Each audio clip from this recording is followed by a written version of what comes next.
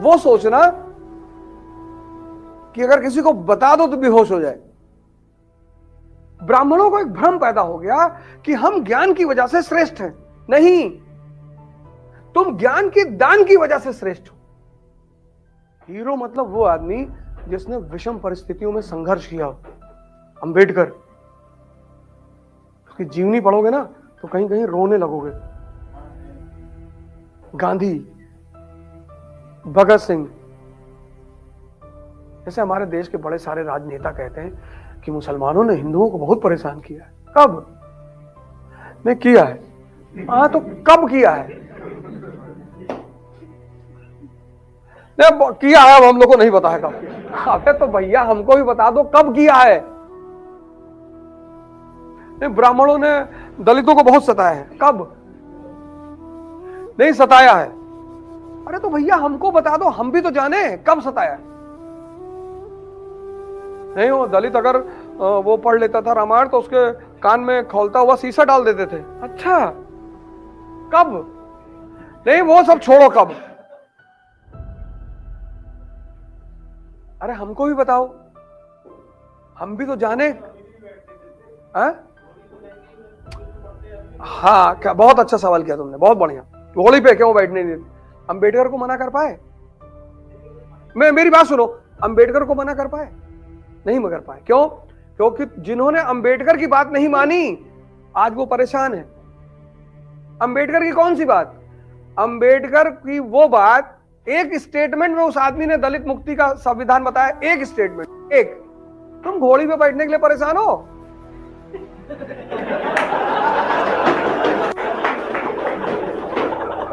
ये घोड़ी बैठने के लिए परेशान है भैया, हमको घोड़ी पे बैठने।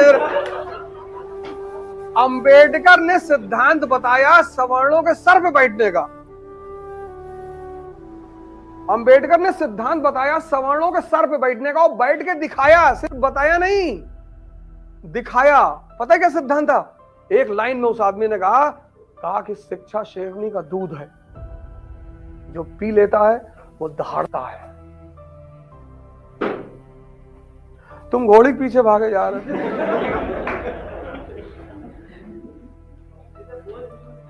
हाँ, तो ये कौन दलित हैं जिन्होंने शिक्षा को ग्रहण नहीं किया? भाई कोई तुम जान लो घोड़ी बैठने जा रहा हूं, मान लो तो मैं दलित हूं, घोड़ी बैठने जा रहा हूं, और कोई 4 ब्राह्मण आ गए और मैं लगा वेद मंत्र बोलने पानी उठा के, तो पंडित जी तो बैठोट हो जाएंगे। अरे मारवा ना तो कहीं। नहीं, दोनों बेवकूफ नहीं हुए, पंडित जी ज्यादा बेवकूफ हुए। पंडित जी ज्यादा बेवकूफ हुए।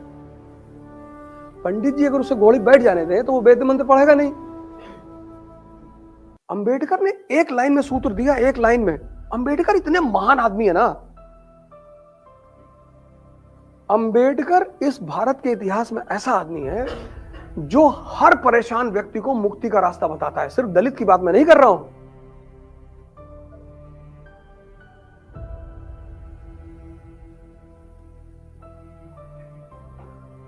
आज शिक्षक है, अभी मेरी एक शिक्षक से सुबह दोपहर में बात हो रही थी, तो कहे कि मैं गया था डीएमओ हमको भगा दिया। हमने कहा यार तुम ऐसा करो, तुम हिमालय चले जाओ यार। एक शिक्षक बुद्ध है, आजाद शत्रु के दरबार में जा रहे हैं, आजाद शत्रु सिंहासन से नीचे उतर आ रहा है। ज्ञान शक्ति है, इंफॉर्मेशन नहीं, ज्ञान।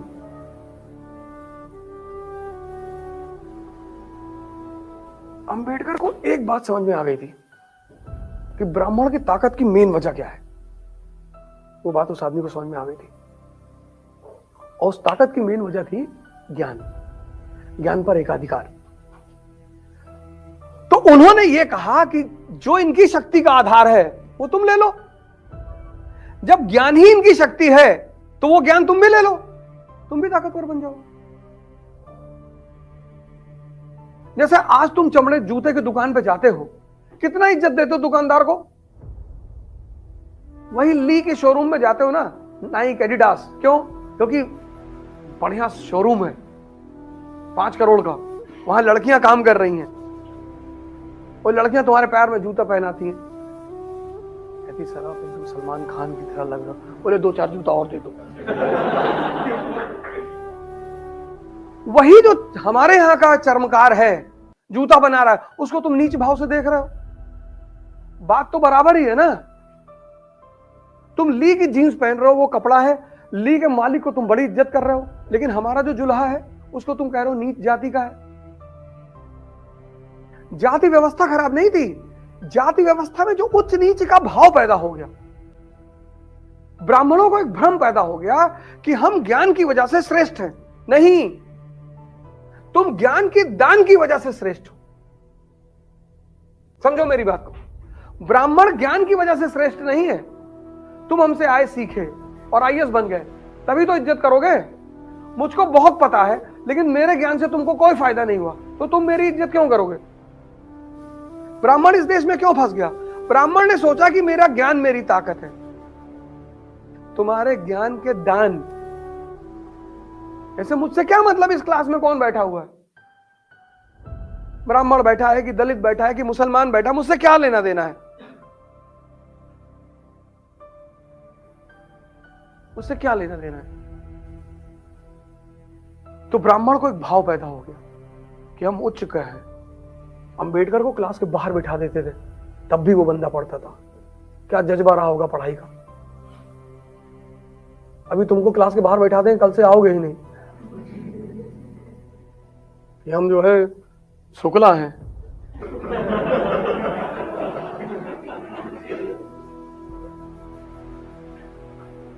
इतनी ऐठन तो पहले ही भरे हो।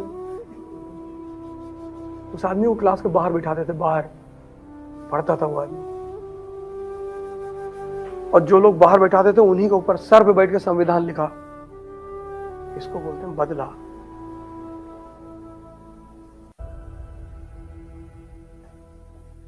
अंबेडकर 20वीं शताब्दी का बहुत महान आदमी है, बहुत। उस आदमी को कंपलसरी करना चाहिए हिंदुस्तान में।